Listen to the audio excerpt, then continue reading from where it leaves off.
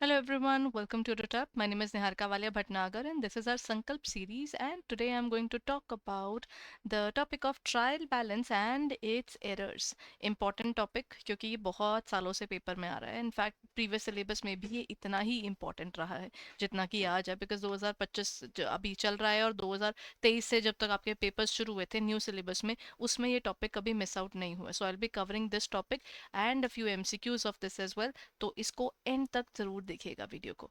Along with this everyone, since we have got a really good response from the entire area जहाँ पर हमारी समय cell चल रही है, तो it has been extended further from 8th to 10th of August. So everyone, अगर अभी आप सोच रहे हैं हमारे कोर्सेज लेने का और अभी तक नहीं लिया है, तो प्लीज़ गो हैड और उसको बाय कीजिएगा. फ्लैट 80% ऑफ मिल रहा है JIB 2025 के ऊपर.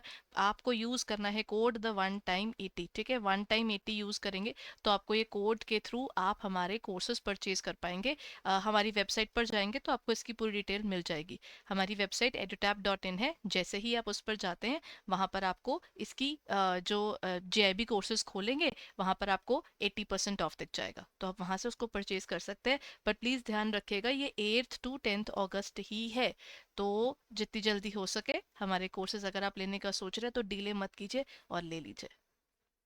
ठीक है. Now starting with the topic. आज हम करने वाले हैं the topic of trial balance.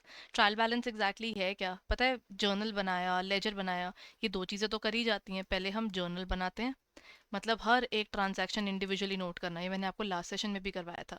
इसके बाद ना हर चीज़ एक टैबुलर फॉर्म में बनती है. जैसे आप लोग पासबुक बनाते हो ना, पासबुक उसकी टैबुलर फॉर्म है, वो एक तरह का लेजर है. ठीक है, तो लेजर्स होते हैं जिसमें ना आप डेबिट और क्रेडिट एक तरफ आपके डल जाते हैं. बैंक्स में तो आप लोग क्योंकि एक ही अकाउंट का देख रहे हो तो आप लोग ना डेबिट और क्रेडिट दोनों साथ में ही लिख देते हो. जो अकाउंट्स में लिखते हैं ना, उसमें वो क्या करते हैं, क्योंकि मल्टीपल जगहों से पैसा आता है, मल्टीपल जगहों पे पैसा जाता है, तो वो कहते हैं कि टू साइड यहाँ पर लिख दो, यहाँ पर सारी डेबिट की एंट्रियां आ जाएंगी, और यहाँ पर बना दो बाय साइड जहाँ पर सारी क्रेडिट की एंट्रियां आ जाएंगी. तो इस तरीके से ये लेजर बनता है. इस लेजर अब बहुत सारे लेजर बन जाते हैं क्योंकि इतने सारे अकाउंट्स है. परचेज का अकाउंट है, सेल्स का अकाउंट है, ये अकाउंट है, वो अकाउंट है, नाम के अकाउंट्स होते हैं लोगों के, कैपिटल का अकाउंट है. अकाउंट्स की तो कोई कमी नहीं है. जब इतने सारे अकाउंट्स बन जाते हैं तो हमारे पास नेक्स्ट इंपॉर्टेंट एलिमेंट आ जाता है. आप बनाओ अब ट्रायल बैलेंस. सारे के सारे अकाउंट्स को कंपाइल करके एक जगह क्यों नहीं रखते? बड़ा वैलिड पॉइंट है. तो एक जगह पर जब आप इन्हें कंपाइल करके रखते हो उसको बोलते हैं ट्रायल बैलेंस. ट्रायल बैलेंस खुद में एक वर्कशीट है, ये एक स्टेटमेंट है जो सब कुछ नोट करता है. It serves as a critical check point in the accounting cycle. ये एक बहुत इंपॉर्टेंट चेक पॉइंट है क्योंकि ना इसमें पता है जितने भी लेजर बने हैं, इन लेजर का टोटल किया जाता है कि डेबिट साइड और क्रेडिट साइड इक्वल आ रही है या नहीं आ रही है. Providing a comprehensive list. ये एक लंबी चौड़ी लिस्ट बनती है अकाउंट्स की जहां पर हमारे डेबिट और क्रेडिट साइड आते हैं. फिर ऊपर से वेरीफाई हम लोग करते हैं the total debits equal to total credits. अब यहाँ पर कंफर्म करते हैं हम अकाउंटिंग इक्वेशन को. Serving as the foundation for preparing financial statements. Basic में बताऊं, ये तो आपको थ्योरी वाला आ गया ना जो आपको हेल्प करता है एमसीक्यू में, कि पेपर में अगर आ जाए कि according to the particular statements given below which is correct about trial balance and which is not. Simple बात है, आपने इतने सारे ट्रायल बैलेंस के लिए मतलब आपने लेजर बनाए थे. अब वो लेजर कहीं तो कंपाइल करके इकट्ठे लिखोगे. आपको एकदम से पूछा जाए कि मिस्टर राम के अकाउंट में कितने पैसे हैं, कौन से सारे के सारे जर्नल खोल खोल कर आप चेक करोगे? मिस्टर राम ठीक है, यहाँ है, यहाँ मिल गया. अब फिर आप देखोगे इसके अकाउंट कितने हैं. इसमें तो टाइम बहुत जाएगा. मैनेजर बोलेगा अभी निकाल कर दो, तो क्या करेंगे? तो हम क्या करते हैं, हम ऑटोमेटिकली हर एक अकाउंट का अलग अलग टेबल बनाकर चलते हैं और उसके एंडिंग के बैलेंसेस कंपाइल होते हैं. अब तो खैर सब की चीज़ के लिए सॉफ्टवेयर आ गया है थैंकफुली. तो पहले ये चीज़ें हाथ से की जाती थी, लेजर बहुत सारे बनते थे और उनका सब कुछ होता था. इसको आज भी जब सिखाया जाता है तो उसी वे से सिखाया जाता है. तो जब ये सब लेजर बनाए जाते हैं हाथ से, उसके बाद फिर ये ट्रायल बैलेंस में जाते थे. फिर मिलती थी गलतियाँ, क्योंकि प्लस माइनस की गलतियाँ होंगी, कोई चीज़ रिकॉर्ड ढंग से नहीं हुई. फिर जब जैसे ये मैच नहीं करता था फिर लगता था डर, फिर उसे करते थे करेक्ट, और यहाँ से मिलती थी रेक्टिफिकेशन ऑफ एरर्स. जहाँ पर हम कहते थे पहले आइडेंटिफाई करो एरर कौन सा है और फिर साथ में उस एरर को करेक्ट करने के पीछे लग जाओ. तो ट्रायल बैलेंस बेसिकली वो स्टेटमेंट है जो ना चेक पॉइंट बनकर आ जाती है कि कोई अरिथमेटिकल एक्यूरेसी में गड़बड़ तो नहीं होगी, कोई रिकॉर्डिंग ऊपर नीचे तो नहीं होगी. इस चीज को देखना. फिर आता है objectives of trial balance. Trial balance बनाया क्यों जाता है? क्योंकि पहली बात है एक्यूरेसी चेक करना कि आपने debit is equal to credit होता है ये एंड में हमेशा मैच कर रहा है कि नहीं कर रहा। अगर मेरी स्टेटमेंट मैच नहीं कर रही, it is showing there is a concern, जिसको नोट डाउन करना बहुत जरूरी है। Then you have to detect the discrepancies. अगर ये डिफरेंसेस आए हैं, कौन कौन से डिफरेंसेस हैं, और इनको खत्म करो, क्योंकि ये मेरी अकाउंट बुक्स की रिलायबिलिटी को खत्म कर देता है। ऑब्जेक्टिविटी प्रिंसिपल यहाँ पर एकदम से आकर बोलता है प्रूफ कहाँ है, और आप प्रूफ में देखते हो अच्छा ये तो प्लस माइनस में गलती हो गई। अब ऑब्जेक्टिव आपका खराब हो रहा है, आपका प्रूफ रिलायबल नहीं रह रहा, तो फिर प्रॉब्लम हो जाएगी, है ना। तो वो एक, उस चीज को देखने के लिए ट्रायल बैलेंस बीच में आया, कहता है मैं चेक करता हूँ। लेकिन ये गलतियां कौन सी चेक करता है? प्लस माइनस वाली, पोस्टिंग की, एरर की, क्लेरिकल मिस्टेक्स ज्यादा इसमें से पता चलती है, फ्रॉड नहीं पता चलते। फर्क क्या है? एरर क्या होता है? हुआ क्या, मैं ना एक पर्टिकुलर न्यू नोट ढूंढ रही हूँ, 100 रुपी का नोट है, वो कहीं रखा गया, तो क्या होगा, वो किसी फाइल के नीचे दब गया। मैंने वो 4 फाइल्स उठाई, सामने दिखा कि अरे ये तो रहा वो 100 रुपी का नोट, मुझे दिख गया, मेरे लिए चीज खत्म हो गई। वहीं पर आप सोचिए, मैंने वो नोट जानबूझ के छुपाया है ताकि कल को मैं उसको चुरा सकूं, तो मैं क्या करूंगी, मैं सामने नहीं रखूंगी, मैंने उसे कहीं छुपा के दबा के साइड पे करके रख दूंगी कि ताकि ना किसी को दिखे ना। 4 दिन वो ऐसे छुपा रहेगा, 5वें दिन अपनी पॉकेट में डाल के ले जाऊंगी। ये होता है फ्रॉड के अंदर। क्योंकि आप क्या करते हो, बुक्स ऑफ अकाउंट्स में एंट्रीज को वो दबा दबा कर छुपा छुपा कर देते हैं, और ताकि किसी की नजर ना पड़े और बाद में उसी एंट्री के थ्रू पैसा निकल जाए। जबकि एरर में क्या होता है, हुआ क्या, ओहो ये तो प्लस माइनस की गलती है, आप नहीं चेक कर रहे हो, किसी और ने देख लिया कि ये क्या हो रहा है जी, और वो चीज मिल जाती है। तो ये ट्रायल बैलेंस ढूंढ सकता है, लेकिन वो जो फ्रॉड है ना, वो ऑडिटर ही ढूंढ पाएगा, वो कोई और नहीं ढूंढ सकता। और ये फाइनेंशियल स्नैपशॉट प्रोवाइड करता है। स्नैपशॉट क्या होता है? हम अपने फोन में स्क्रीनशॉट लेते हैं ना, अभी 1 मिनट में मैंने अपना फोन खोला और मैंने बोला अभी क्या दिख रहा है मेरे फोन में, मैंने स्क्रीनशॉट ले लिया। ये स्नैपशॉट क्यों कहलाता है? क्योंकि आज इस समय जब आपने ट्रायल बैलेंस बनाया है, मतलब वो उस टाइम पर आपके पास कितना कैश, कितना बैंक बैलेंस और वो सब, वो उस डे उस टाइम के हिसाब से बनता है। तो ये एक स्पेसिफिक पॉइंट ऑफ टाइम पे बन रहा है ना, इसीलिए इसको स्नैपशॉट कहा जाता है। जो ट्रायल बैलेंस होता है, ये इंटरनल कंट्रोल का एक बहुत इंपॉर्टेंट पार्ट है, क्योंकि ये एटलीस्ट आपको एरर फ्री होने की तो बात कहता है। अब देखिए, आप फ्रॉड फ्री तो नहीं बोल सकते हो, क्योंकि बुक्स ऑफ अकाउंट्स फ्रॉड के तो फ्री हो ही नहीं सकती, अगर होंगी भी तो 100% अश्योरेंस कौन दे सकता है? वो तो सीएस भी नहीं दे सकते जब वो ऑडिट कर रहे होते हैं कि 100% मेरे को गारंटी है, कोई गड़बड़ नहीं है। आपको कैसे पता? क्या पता मैनेजमेंट ने पूरी चीज बताई या नहीं बताई। दैट्स वाई ये सिर्फ अरिथमेटिकल एक्यूरेसी की आपको रीजनेबल अश्योरेंस दे देता है, आई वोंट से इवन 100% दे देता है। But yes, this gives you an assurance कि डेबिट और क्रेडिट में तो गड़बड़ नहीं है। अब जो एरर्स ट्रायल बैलेंस में दिखते ही नहीं है, उनकी अश्योरेंस तो बेचारा ट्रायल बैलेंस भी नहीं दे सकता, नहीं दे सकता ना। तो this is how we prepare it, मतलब इसका basic purpose is to at least eliminate all those errors which comes and which can be traced under trial balance. अब इसके बिना 3 मेथड्स हैं ट्रायल बैलेंस बनाने के। एक होता है जो मैं अभी आपको बता रही थी, आपने डेबिट साइड बनाई, आपने क्रेडिट साइड बनाई, जैसे आपकी पासबुक होती है, एंड में लिखते हैं ना हम लोग अवेलेबल बैलेंस। उसका मतलब क्या होता है, आपने डेबिट और क्रेडिट में से दोनों माइनस कर दिए और एंड का बैलेंस आपने स्पेसिफाई कर दिया। जब आप इस तरह से बैलेंस शीट के वो ट्रायल बैलेंस में हर एक का ये नेट नेट बैलेंस उठाते हो, डेबिट माइनस क्रेडिट करके, वो वाली वैल्यूज जो होती हैं वो ही सीधा ट्रायल बैलेंस की उस शीट में जा रही हैं, तो उसको बोलते हैं नेट ट्रायल बैलेंस। क्योंकि यही यूज होता है, आप लोग भी ये यूज करते हो, हम भी ये यूज करते हैं अकाउंटिंग के फील्ड में। इसका ना एक गंदा वर्जन भी है। वाई वुड आई से गंदा वर्जन? क्योंकि वो इसका प्रिमिटिव सिचुएशन पे नोट करता है। वो कहता है कि ना नहीं नहीं ऐसे नहीं चलेगा, आप ट्रायल बैलेंस बना रहे हो ना, डेबिट साइड पर डेबिट वाला पूरा पोर्शन लिखो, क्रेडिट साइड पे क्रेडिट वाला पूरा पोर्शन लिखो, बाद में उसको माइनस करते रहना।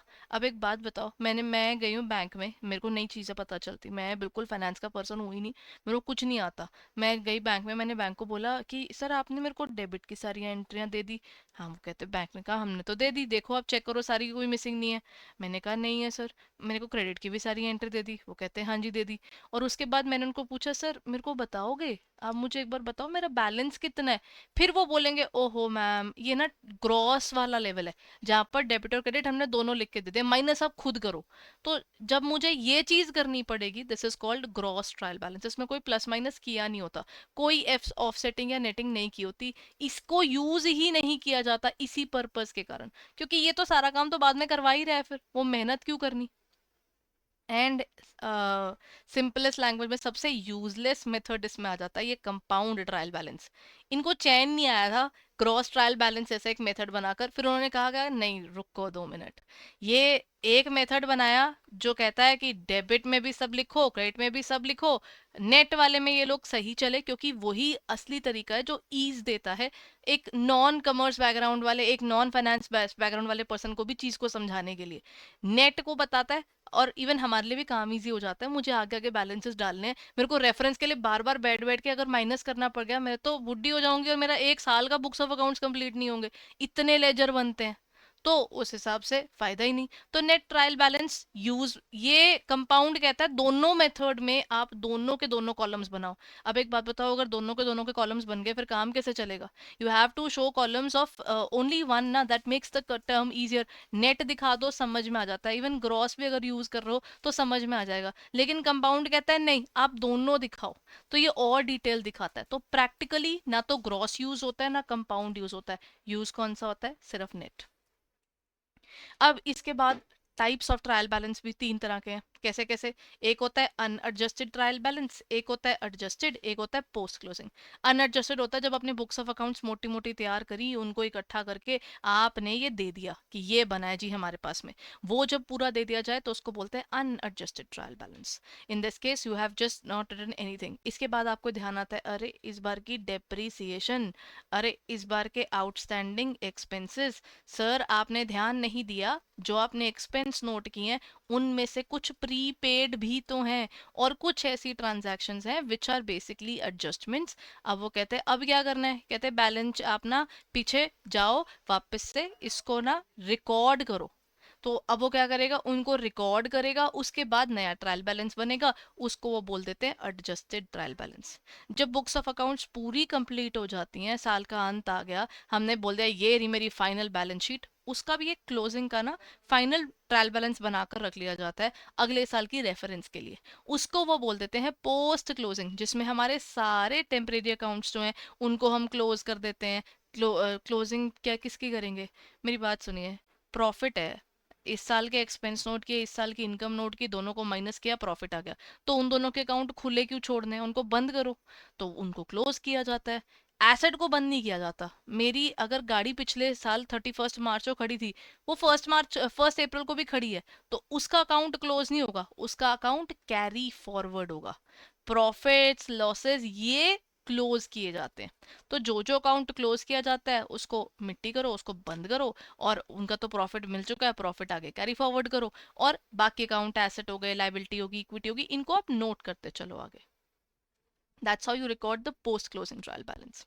इसका फॉर्मेट कुछ ऐसा दिखता है। अकाउंटिंग टाइटल नोट होगा, डेबिट नोट होगा और क्रेडिट नोट होगा, and that's how we go for it कि कैश है, अकाउंट्स रिसीवेबल है, इन्वेंट्री है, सब चीज़ आप वैसे नोट करते चलो, आपका टोटल यहाँ पर आ जाएगा 47,500। एक रैंडम दिखा रही हूँ। तो आपके पास क्या होगा कि यहाँ पर आपका सब कुछ नोट हो गया और एंड में आकर ये देखिए आपका डेबिट और क्रेडिट हमेशा इक्वल होने चाहिए। And this is a statement, this is not an account. Statements are basically something जहाँ पर आपके डेबिट और क्रेडिट इकट्ठे ऐसे चल रहे होते हैं। अब देख रहे हैं ना, यहाँ पर ऐसे चल रहा है। तो अकाउंट की स्टेटमेंट भी जो हम लोगों को मिलते हैं वो भी कुछ ऐसी दिख रही होती है कि डेबिट और क्रेडिट साइड पर है। तो पासबुक भी एक तरह से आप उसको लेजर की फॉर्म में बोल लो, या फिर आप उसको भी अकाउंट स्टेटमेंट की फॉर्म में बोलो। वैसे तो वो अकाउंट स्टेटमेंट की फॉर्म ज़्यादा है क्योंकि वो भी कुछ ऐसा ही दिखता है, तो आप उसको भी एक स्टेटमेंट बोल सकते हो rather देन एन अकाउंट। ठीक है। तो ये आपका फॉर्मेट ऑफ ट्रायल बैलेंस है। अब ये अकाउंट शब्द मैं ना आप लोगों के बैंक अकाउंट वाली फॉर्म में नहीं बोल रही हूँ। अकाउंट्स के अंदर अकाउंट मतलब कोई भी आइटम, कैश भी एक अकाउंट है, अकाउंट्स रिसीवेबल भी एक अकाउंट है जिससे मेरे को पैसे आने हैं, इन्वेंट्री यानी मेरा स्टॉक, देन अकाउंट्स पेबल जिसको मैंने पैसे देने हैं, ये सब खुद में एक इंडिविजुअल आइटम यानी अकाउंट है जिसको हम अकाउंटिंग की फील्ड में एक आइटम के तौर पर देखते हैं। ठीक है। Then types of trial balance. गलतियां तो होंगी क्योंकि काम हो रहा है और इतने मेजर लेवल पर काम होता है, कैसे गलतियां नहीं होंगी? हाउ कैन वी से कि ह्यूमंस आर एरर फ्री? हो सकता है, अभी तो एआई भी एरर फ्री नहीं है, तो ह्यूमंस तो कहाँ से होंगे? हम लोग तो गलतियां करते हैं। तो अब गलती होगी तो गलती ढूंढकर सही भी तो करनी चाहिए ना। तो सबसे पहली बात आती है कि एरर तो निकालो किस किस टाइप के होते हैं। ट्रायल बैलेंस में एक होता है भूल ही गए जी, क्या हुआ, जर्नल ही नहीं बनाई, तो लेजर तक चीज कैसे पहुंचेगी? वो वाउचर किसी से नीचे गिर गया, वो रह गया, बस अब वो कहीं गया ही नहीं ना, वो ट्रायल बैलेंस तक पहुंचा है। ट्रायल बैलेंस पूरा मैच क्योंकि गड़बड़ तो कोई थी नहीं। लेकिन अब जब ये मिलेगी ऑडिटर को, वो बोलेगा निहारिका मैम ये आपने एक मेजर वाउचर कैसे छोड़ दिया? मैंने कहा सर शायद ये नीचे कहीं गिर गया था, ये ना कहीं दूसरी फाइल में लग गया था, ये गलत फाइल में लग गया था, एक्स वाई जी बात होगी, फिर बोला जाएगा इसको रिकॉर्ड कर दो, तो मैं तब रिकॉर्ड करूंगी। ये वाला एरर ट्रायल बैलेंस नहीं ढूंढ सकता, क्योंकि ट्रायल बैलेंस तो सिर्फ डेबिट और क्रेडिट्स नोट करता है। जिस चीज का यहीं पर कोई एग्जिस्टेंस नहीं था, उसकी यहाँ पर तो कोई एग्जिस्टेंस बनती ही नहीं है। Then comes error of commission. Error of commission होता है थोड़ा सा ना क्लेरिकल टाइप के एरर। अब ये वाले एरर कौन से होते हैं? जैसे ना मैंने जेन्युइन एरर्स हैं ये, 1500 रुपए की चीज लिखनी थी, मैंने गलती से 15,000 कर दी, एक जीरो कम कर दिया, एक जीरो ज्यादा बढ़ा दिया, दीज आर कवर्ड है। अब एसबीआई का अकाउंट था, एसबीआई अकाउंट नंबर 1234 था, मैंने गलती से 1234 की जगह उसको 1235 में डाल दिया, ये भी गड़बड़ हो जाती है। ऐसी कोई ऐसी गड़बड़ नहीं है जो नहीं होती है ऑर्गेनाइजेशन में। तो this is another important area जो ऑर्गेनाइजेशन में जेन्युइनली हो जाती हैं। ठीक है, तो ये होता है कंपन का error of commission. Error of commission के बाद अगला आप देख सकते हैं वो है error of principle. Error of principle को हम डिफाइन करते हैं कैसे? Error of principle is something जो डिफाइन किया जाता है एज लॉ, नहीं किसी को याद, कि जो मेरा एक्सपेंस है, मान लीजिए मैंने ना वेजेस पे करी, किसी को मैंने वेजेस पे करी थी 10,000 की, लेकिन मैंने उसको गलती से मशीनरी में ऐड कर दिया, ना मेरी मशीन आई ना वास्ता, लेकिन मैंने वो बुक्स में ऐड कर दिया, क्योंकि दोनों डेबिट की चीजें हैं। ट्रायल बैलेंस फिर से मैच, मैंने कहा मेरा तो ट्रायल बैलेंस मैच कर रहा है, सब कुछ ठीक होगा, लेकिन असलियत में ठीक नहीं है, क्योंकि एक्सपेंस को मैंने एसेट बना दिया और एसेट को मैंने एक्सपेंस बना दिया, तो ये गड़बड़ हो जाती है। And the last one is compensating error. Compensating error को हम डिफाइन कर सकते हैं कैसे? I hope this is visible. Compensating error हमारे पास वो एरर है जहां पर हम कहते हैं कि ट्रायल बैलेंस के अंदर हमसे हो जाती है गड़बड़। क्या हुआ? जो चीज मैंने डेबिट में गलत डाल दी वही मैंने क्रेडिट में भी गलत डाल दी, जब दोनों में सेम गलती होगी फिर नहीं मिलनी। तो ये कुछ एरर्स हैं जो ट्रायल बैलेंस नॉर्मली इनको तो डिटेक्ट नहीं कर पाता, बट ऐसे भी एरर्स हैं जो ट्रायल बैलेंस डिटेक्ट कर लेता है। जैसे कि मेरे बैलेंसिंग में कोई गड़बड़ हो गई, मैंने ना डेबिट और क्रेडिट में मैथमेटिकल कैलकुलेशन में कोई गड़बड़ कर दी, ऐसे एरर्स मेरे जो ये होते हैं ना ये ढूंढ लेता है। इतना भी बुरा नहीं है हमारा ट्रायल बैलेंस कि वो ये चीज ढूंढ नहीं पाएगा। तो इसका आपका ब्रीफ में था, अभी इसको और डिटेल में बता रही हूँ। एरर ऑफ ओमिशन कौन से हैं? जो ओमिट भूल जाते हो चीज को, लेकिन याद रखिएगा आधा अधूरा भूल गए ना फिर मिल जाएगा, क्योंकि आपकी कोई एक साइड ज्यादा दिख रही होगी, कोई एक साइड कम दिख रही होगी। तो आधा अधूरा यानी पार्शियल ओमिशन होगा तो वो दिख जाएगा, कंप्लीट ओमिशन होगा तो वो नहीं दिखता। देन एरर ऑफ कमीशन, इसमें रॉन्ग साइड में डल जाएगा तो चीज शायद फिर दिख जाए, अदरवाइज नहीं पता चलती। राम का अकाउंट शाम में चला गया, टोटलिंग में कोई गड़बड़ होगी, ये फिर आपकी मिल जाती है। ठीक है, राम शाम वाली नहीं मिलेगी, क्योंकि डेबिट की चीज डेबिट में है, क्रेडिट की चीज क्रेडिट में, सिर्फ नाम गलत में चलेगी, अकाउंट गलत है तो उतनी दिक्कत नहीं होती। रॉन्ग अमाउंट नोट कर दिया और किसी एक साइड पर रॉन्ग अमाउंट नोट कर दिया, फिर ये मिल जाएगी, बिकॉज डेबिट और क्रेडिट साइड मैच नहीं कर रही होगी। Then is the compensating error. Compensating error यानी वो एरर जहां पर ये तो मिलती ही नहीं, क्योंकि आपने डेबिट में भी उतने की गलती, क्रेडिट में भी उतने की गलती, अब बैठे हो क्योंकि मिलेगी ही नहीं वो। और वो बाद में पता चलेगा कि अच्छा ये तो ये वाले अकाउंट में गड़बड़ थी और दूसरी कहीं और से मिल रही होगी, तो इनको कनेक्ट करना पड़ता है, और ये ऑडिटर को मिलती है। एरर ऑफ प्रिंसिपल भी नहीं मिलती जब आप रूल्स को फॉलो नहीं करते हो।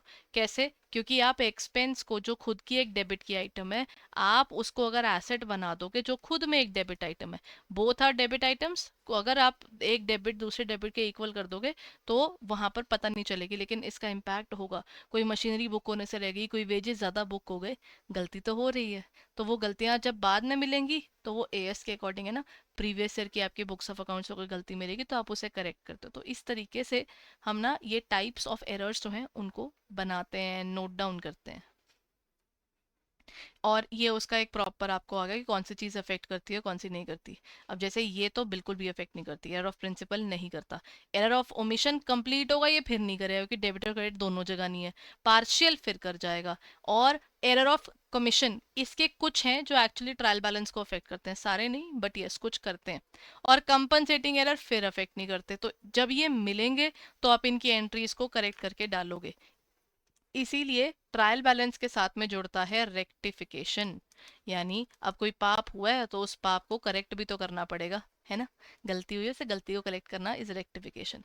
अच्छा, अब मेरे पास एक छोटा सा और पॉइंट भी है इसके साथ में, वो ये होता है कि ना before we actually start with the rectification, आपका ना जैसे कि ट्रायल बैलेंस बन रहा है, ट्रायल बैलेंस में आपको दिख गया कि आपकी डेबिट साइड और क्रेडिट साइड इक्वल नहीं आ रही है। तो जब डेबिट और क्रेडिट साइड इक्वल नहीं आ रही है ना, तो आप ना एक डमी अकाउंट खोल लेते हो, ना वो रियल, ना वो पर्सनल, ना वो नॉमिनल। उसको बोलते हैं सस्पेंस अकाउंट। सस्पेंस अकाउंट में मतलब आप कहीं पर उसको, या तो इधर इस साइड पे अगर आपकी डेबिट साइड ज्यादा बन रही है तो एक बैलेंसिंग फिगर यहाँ डाल दोगे या यहाँ डाल दोगे। तो ये एक डमी अकाउंट होता है जो 2 मिनट के लिए बोलता है पता नहीं क्या हुआ था, ट्रायल बैलेंस में गलती तो नोट हो रही है, कुछ तो गड़बड़ हुई है। अगर वो गड़बड़ मिल जाएगी तो इस सस्पेंस अकाउंट को मैं डिलीट कर दूंगा।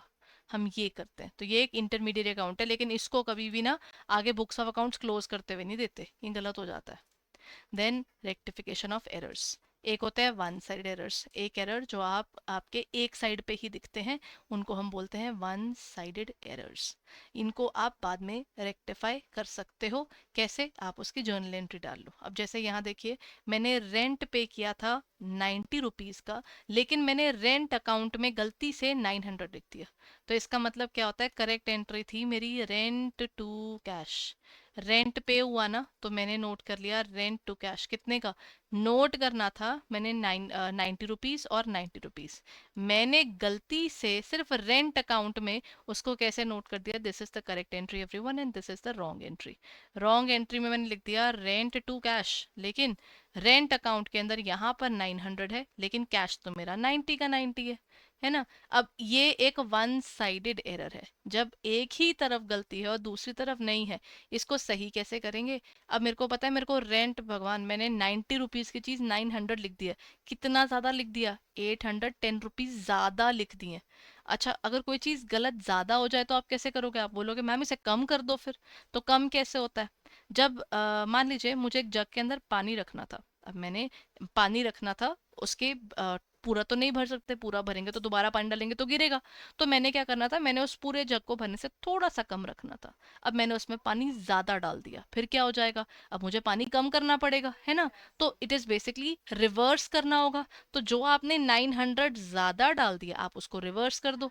जो आपने डेबिट में चीज डाल दी, आप उसे क्रेडिट में डाल दो, जितना आपने ज्यादा डाल दिया।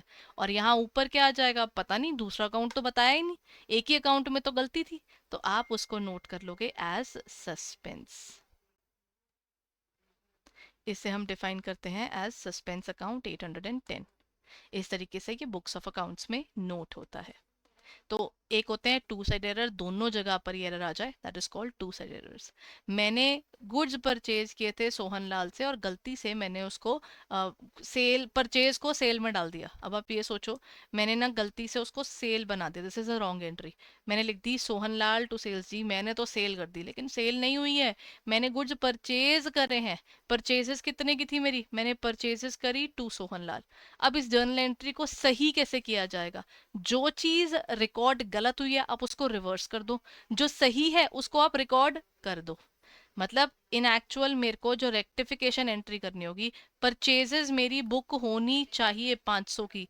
अब ये सेल्स गलती से बुक हो गई है, इसको मुझे रिवर्स करना पड़ेगा। सेल्स कितनी है? 500 की। अब टू सोहन लाल। अब सोहन लाल 500 का डलना चाहिए, मैं वो डाल देती हूँ। लेकिन प्रॉब्लम क्या है, ये वाला सोहन लाल मुझे रिवर्स भी तो करना है, क्योंकि ये तो बुक ही नहीं होना चाहिए था। जैसे मैंने सेल को रिवर्स किया है, वैसे मुझे ये 500 सोहन लाल के भी रिवर्स करने थे। तो मतलब यहाँ पर 2 बार 500 आ गया। तो इसका मतलब क्या मैं यहाँ पर सोहन लाल की जगह 1000 लिख सकती हूँ? मेरा डेबिट मेरे क्रेडिट के इक्वल है। ये मेरी रेक्टिफिकेशन वाली एंट्री है। आई होप ये आपको क्लियर करता है कि आप इसमें करते क्या है। ठीक है, एक बार ये देख लीजिए। ठीक है, इसकी जर्नल एंट्री एक ही पेज पर सब कुछ है। अब जो सेल्स है यहाँ पर सेल्स नोट हो गई, जो परचेजेस है वो परचेजेस नोट होगी, और सोहन लाल का अकाउंट आपने कर दिया क्लोज। इस तरीके से ये हमारी बुक्स ऑफ अकाउंट्स में हम रेक्टिफिकेशन ऑफ एरर्स करते हैं। डन। चलिए, अब एक क्वेश्चन प्रैक्टिस करें. The question says which among the following is the benefit of preparing trial balance four auditors. अगर आप ट्रायल बैलेंस बना रहे हो उसमें ऑडिटर का क्या फायदा है? It helps in detecting the errors of omission. No you can't. जो चीज भूल गए ना वो डेबिट में नोट हुई ना वो क्रेडिट में नोट हुई, तो this should not be noted. So this is across. It verifies the arithmetical accuracy. ये पॉइंट तो मैंने अभी आपको बताया था कि ये प्लस माइनस देखता है, तो ये तो सही है. ये समरी बनाता है सारे लेजर की, ये बात गलत है. ये इट प्रोवाइड्स अ समरी. नहीं, ये समरी तो वैसे प्रोवाइड कराता है, ऐसा नहीं है कि नहीं कराता. ये सारे लेजर्स को इकट्ठा करता है, लेकिन हाँ मेन बेनिफिट तो वो अरिथमेटिकल एक्यूरेसी देता है, क्योंकि ऑडिटर को चेक करने में उसको तो एक्यूरेसी ऑफ थिंग्स चाहिए ना. तो करेक्ट तो ये भी है, ऐसा नहीं है करेक्ट करेक्ट नहीं है ये.